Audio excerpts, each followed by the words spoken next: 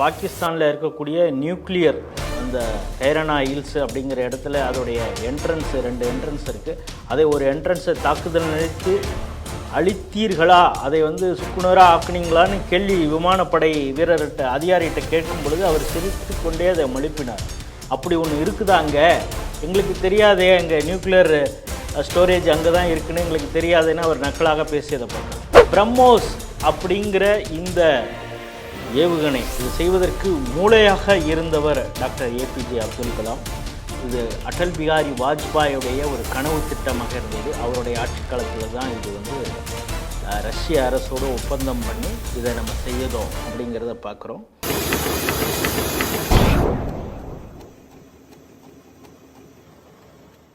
Sri TV நேயர்களுக்கு வணக்கம். மெல்ல தெளிந்து சொல் நிகழ்ச்சியில் மீண்டும் சந்திப்பதில் மகிழ்ச்சி. இந்த ஆப்ரேஷன் சிந்தூர் இது ஆரம்பித்ததுலேருந்து 2-3 விஷயங்கள் அதிகமாக பேசப்பட்டு வருகிறது.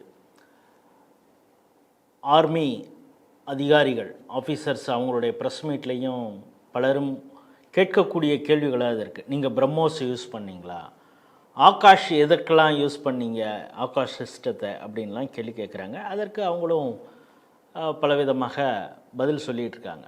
இந்த ஆப்ரேஷன் சிந்தூரில் இந்தியாவுடைய அச்சீவ்மெண்ட்டாக பார்க்கப்படுவது என்னென்னா, பாகிஸ்தானில் இருக்கக்கூடிய தீவிரவாத முகாம்கள், அவங்க பயிற்சி கொடுக்கக்கூடிய இடங்கள் கிட்டத்தட்ட 21 இடங்கள் இருக்குது. அதில் 11 இடங்கள் ஏர்மார்க் பண்ணாங்க டார்கெட்டாக. அதில் 9 இடங்களை அடித்து சுக்குநூறாக ஆக்கிட்டாங்க அப்படிங்கிறது தான். ஸோ ஸ்ட்ரைக் ரேட்டு ரொம்ப அற்புதமாக இருக்கிறது. எதையெல்லாம் அழித்து ஒழிக்க வேண்டும் என்று நினச்சாங்களோ அதெல்லாம் கதையை முடிச்சிட்டாங்க. கதம் தான். அவ்வளவு ப்ரிசிஷனாக எந்த இடத்த மார்க் பண்ணாங்களோ சரியாக அந்த இடத்த தாக்குதல் நடத்தி அழித்து முடிச்சிருக்காங்க, துவம்சம் பண்ணியிருக்காங்க. இதற்கு பயன்படுத்தப்பட்டது என்னென்ன மிசைல் அப்படிங்கிறதெல்லாம் இப்பொழுது தான் ஒவ்வொன்றாக வருகிறது. இப்போ சமீபத்தில் யோகி ஆதித்யநாத் பேசும் பொழுது கூட அங்கே பிரம்மோஸ் தயாரிப்பு உத்தரப்பிரதேசத்தில் இப்போ தொடங்கியிருக்கிறாங்க. ஆண்டுக்கு 100 பிரம்மோஸ் தயாரிக்கிறதுக்கான ஒரு ஒப்பந்தம் மாதிரி ஆயிருக்கு. அங்கே மேனுஃபேக்சர் பண்ண போகிறாங்க. இந்த பிரம்மோஸ் அப்படிங்கிற அந்த மிசைல் அதை பற்றி என்ன சொல்கிறாங்கன்னா, அது ஒரு அன்மேல்டு பேலோடு ராக்கெட் அப்படிங்கிறாங்க. அது எந்த அளவுக்கு துல்லியமாக தாக்குதல் நடத்தும், கிட்டத்தட்ட 290 கிலோமீட்டர் வரைக்கும் போய், அது சில சமயம் 1000 கிலோமீட்டர் வரைக்கும் கூட போய் அதால் தாக்குதல் நடத்த முடியும், மிக துல்லியமாக தாக்குதல் நடத்த முடியும் அப்படிங்கிறாங்க. இன்னொன்று அதோடைய பிரின்சிபிளே ரொம்ப அற்புதமானதுங்கிறாங்க. என்னென்னா ஃபயர் அண்ட் ஃபர்கெட். ஒன்ஸ் நீங்கள் லான்ச் பண்ணிட்டீங்கன்னா திரும்ப அதற்கு எந்த ஒரு இன்புட்டும் கொடுக்க தேவையில்லை. அது எந்த டார்கெட்டை தாக்க வேண்டுமோ அதை மிக சரியாக கனக்கச்சிதமாக முடிச்சிடும் அப்படிங்கிறாங்க. அதனால தான் இப்போ என்ன சொல்கிறாங்கன்னா, பாகிஸ்தானில் இருக்கக்கூடிய நியூக்ளியர் அந்த கைரானா ஹில்ஸ் அப்படிங்கிற இடத்துல அதோடைய ரெண்டு என்ட்ரன்ஸ் இருக்குது. அதை ஒரு என்ட்ரன்ஸை தாக்குதல் நினைத்து அழித்தீர்களா, அதை சுக்குநூறாக ஆக்குனீங்களான்னு கேள்வி விமானப்படை வீரர்கிட்ட அதிகாரிகிட்ட கேட்கும் பொழுது அவர் சிரித்து கொண்டே அதை மழுப்பினார். அப்படி ஒன்று இருக்குதாங்க, எங்களுக்கு தெரியாதே, அங்கே நியூக்ளியர் ஸ்டோரேஜ் அங்கே தான் இருக்குன்னு எங்களுக்கு தெரியாதுன்னு அவர் நக்கலாக பேசியதை பார்க்குறோம். அந்த இடத்த அவ்வளவு சரியாக கனக்கச்சிதமாக அடிச்சிருக்கணும்னா அதற்கு பிரம்மோஸ் தான் பயன்படுத்தியிருக்கணும் அப்படின்னு பலரும் பேச ஆரம்பிச்சிருக்காங்க. அது மட்டும் இல்லாமல் ராஃபிக்யூ, முரீத், நூர்கான், ரஹிம்யார் கான், சுக்கூர், சுரியான் ஏர்பேஸ் இதெல்லாம் கூட மிகப்பெரிய அளவிலே தாக்குதல் நடத்தி அவங்க மீண்டும் அந்த ஏர்பேஸை பயன்படுத்த முடியாத அளவிற்கு கிட்டத்தட்ட 3/4 பங்கை அழிச்சிருக்கிறாங்க. இது இந்த பிரம்மோஸுடைய தாக்குதலால் தான் அது சாத்தியமாக ஆகியிருக்கும் அப்படின்னும் பலரும் பேச ஆரம்பிச்சிருக்காங்க. இந்த பிரம்மோஸ் அப்படிங்கிற இந்த ஏவுகணை இது செய்வதற்கு மூளையாக இருந்தவர் டாக்டர் ஏபிஜே அப்துல் கலாம். இது அடல் பிகாரி வாஜ்பாயுடைய ஒரு கனவு திட்டமாக இருந்தது. அவருடைய ஆட்சி காலத்தில் தான் இது ரஷ்ய அரசோடு ஒப்பந்தம் பண்ணி இதை நம்ம செய்யதோம் அப்படிங்கிறத பார்க்குறோம். பிரம்மபுத்திரா, மாஸ்க்வா அப்படிங்கிற ரஷ்யாவுடைய ரிவர் ரெண்டையும் சேர்த்து தான் பிரம்மோஸ் அப்படிங்கிறத சொல்லியிருக்கிறோம்.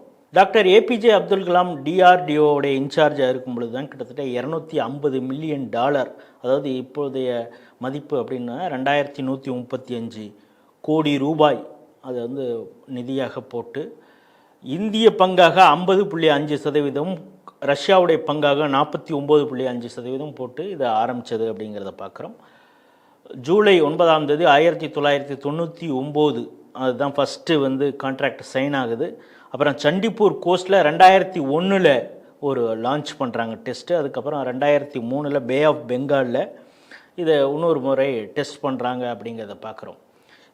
இந்த பிரம்மோஸ் சக்ஸஸ்ஃபுல்லாக நம்மளுடைய ப்ரொடக்ஷனுக்கு காரணமாக இருந்தவர் அப்படிங்கிறவரை நம்ம இந்த நேரத்தில் நம்ம நினைத்து பார்க்க வேண்டும். யார்னா, அப்பொழுது பாதுகாப்புத்துறை அமைச்சராக இருந்த ஜார்ஜ் பெர்னாண்டஸ்.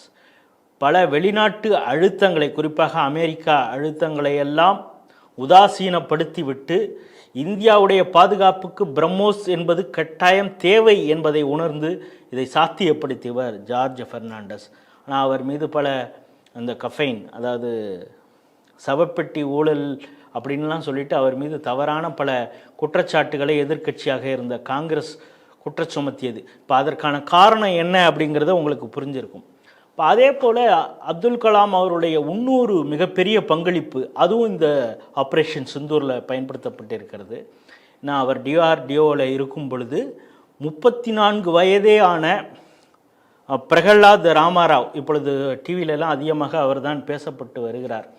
ஏன்னா ஆகாஷுடைய பிரெயின் சைல்டாக அவருக்கு அந்த ப்ராஜெக்டை நீ இருந்து செய் அப்படின்னு அவருக்கு கைடன்ஸ் கொடுத்ததே டாக்டர் ஏபிஜே அப்துல் கலாம் தான். இந்த Akash surface to air missile system ஒரே நேரத்தில் 12க்கும் மேற்பட்ட அந்த டார்கெட்டுகளை ஈஸியாக தாக்குதல் நடத்தும், ரொம்ப ப்ரிசிஷனாக மிக நேர்த்தியாக துல்லியமாக தாக்குதல் நடத்தும் அப்படிங்கிற செய்திகளெல்லாம் பொழுது டிவியில் பலரும் பேசிகிட்டு இருக்காங்க. அந்த பிரகலாத் ராமாராவ் சொல்லும் பொழுது மிக முக்கியமான ஒரு விஷயத்தை சொல்கிறார். என்னுடைய மென்டாருங்கிறது டாக்டர் ஏபிஜே அப்துல் கலாம் தான். அவர் அடிக்கடி எனக்கு ஒரு விஷயத்தை சொல்லுவார். என்னென்னா, நம்ம இண்டிவிஜுவலாக இந்தியர்கள் அனைவரும் ரொம்ப நல்லவங்க, ஆனால் ஒரு டீமாக, ஒரு குழுவாக ஒரு 10 பேர் சேர்ந்து ஒரு குறிப்பிட்ட வேலையை செய்யணுங்கிறப்ப மிகப்பெரிய சிக்கல்லாம் ஏற்படும். ஆனால் நாம் அதில் அச்சீவ் பண்ணிட்டோன்னா, எல்லோரும் சேர்ந்து ஒரு குறிப்பிட்ட எண்ணத்தைக்காக வேலை செய்தோன்னா, அது சக்ஸஸ்ஃபுல்லாக முடித்தோன்னா, அதை விட மிகப்பெரிய ஒரு செயல்ங்கிறது இந்த உலகத்திலே ஒன்றும் இல்லை அப்படின்னாரு. அவர் சொன்ன அந்த வாக்கை வேத வாக்காக வச்சுட்டு தான் எனக்கு கீழே கிட்டத்தட்ட 1000 பேர் எனக்கு ரிப்போர்ட் பண்ணாங்க. அவங்க எல்லாமே பெரிய ஐஐடியில் பெரிய பெரிய விஞ்ஞானிகளாக இருந்தவங்க இல்லை, இன்ஜினியரிங் முடிச்சுட்டு ஜஸ்ட்டு 1 or 2 years எக்ஸ்பீரியன்ஸ் இருக்கிறவங்க. வெளியில் காலேஜ்லேருந்து வெளியில் வந்துட்டு ஏதாவது வேலை கிடைக்குமான்னு இருந்ததுன்னா அவங்களெல்லாம் கூட இதில் அவங்களுடைய திறமையெல்லாம் கூட இதில் பயன்படுத்திக்கிட்டோம். 1000 பேர் எனக்கு ரிப்போர்ட் பண்ணாங்க. அவங்களுடைய ஒத்துழைப்போடு தான் இந்த ஆகாஷ் நாங்கள் செஞ்சோம். இது எப்பொழுது பயன்படுத்தப்படும்னு நாங்கள் வெயிட் பண்ண, கிட்டத்தட்ட இந்த ப்ராஜெக்ட் ஆரம்பித்து 25 வருஷம் ஆச்சு. ஒவ்வொரு குடியரசு தினத்துலையும் சுதந்திர தினத்துலையும் அணிவகுப்பில் இந்த ஆகாஷ் பிரம்மோஸ் இதெல்லாம் இருக்கும். இதோடைய சக்ஸஸ்ங்கிறது அதை பயன்படுத்தும் பொழுது தானே தெரியும். அதில் ஏதாவது தவறு நடந்திருக்குதான்னு நமக்கு அப்போ தான் புரியும். ஆனால் இந்த ஆப்ரேஷன் சிந்தூரில் மிக சிறப்பாக இந்த ஆகாஷ் ஏர் மிசைல் சிஸ்டம் பயன்படுத்தப்பட்டு இருக்கிறது இங்கே நினைக்கும்போது எனக்கு கண்ணில் அப்படியே கண்ணீர் வந்தது. இதற்காக வேலை செய்த ஒவ்வொரு இன்ஜினியர், என்னுடைய டீமில் இருந்தவங்க எல்லாரையும் நான் நினச்சி பார்க்குறேன். என்னுடைய mentor doctor APJ Abdul Kalam அவர்களை இந்த நேரத்தில் நினச்சி பார்க்குறேன் அப்படின்னு சொல்லி அவர் ரொம்ப புலகாங்கிதம் அடைந்து பேசினார்.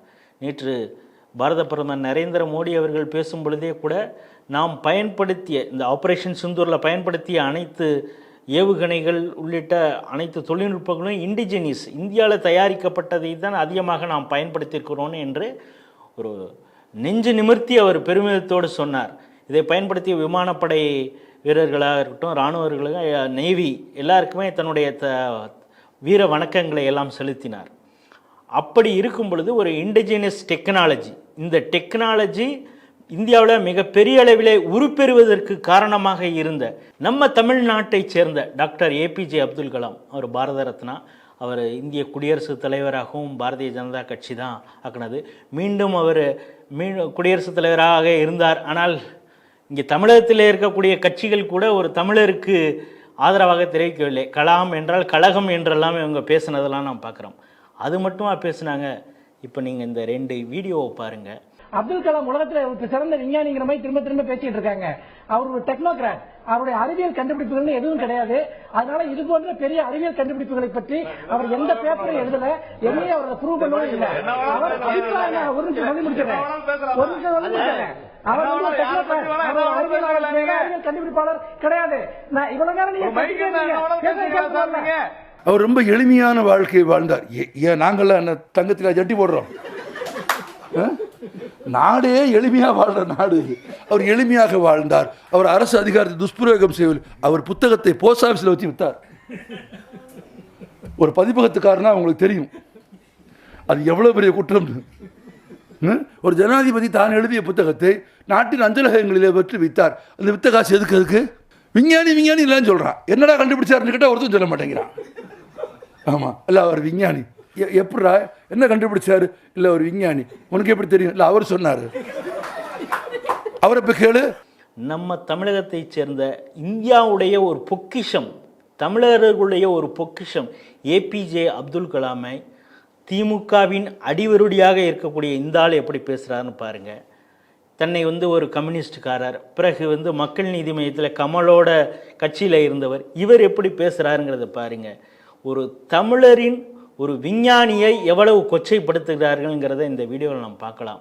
ஆனால் இப்பொழுது இந்திய பாகிஸ்தான் போரில் மிகப்பெரிய அளவு பங்களிப்பு செய்த விஞ்ஞான தொழில்நுட்ப வளர்ச்சியிலே இராணுவத்தில், குறிப்பாக இராணுவ தளவாடத்தில் மிகப்பெரிய வளர்ச்சிக்கு வித்திட்ட டாக்டர் ஏபிஜே அப்துல் கலாம் அவருடைய பிரெயின் சைல்டில் உதித்த இந்த பிரம்மோஸாக இருக்கட்டும், ஆகாஷாக இருக்கட்டும், இந்த இந்திய பாகிஸ்தான் போரில் எப்படிப்பட்ட பங்காற்றியிருக்கு என்று நினைக்கும் பொழுது பாரத ரத்னா ஏபிஜே அப்துல் கலாமுக்கு இந்த நேரத்திலே நாம் நன்றியும் பாராட்டுதலையும் நம்முடைய வீர வணக்கத்தையும் செலுத்துவோம். ஜெய்ஹிந்த்.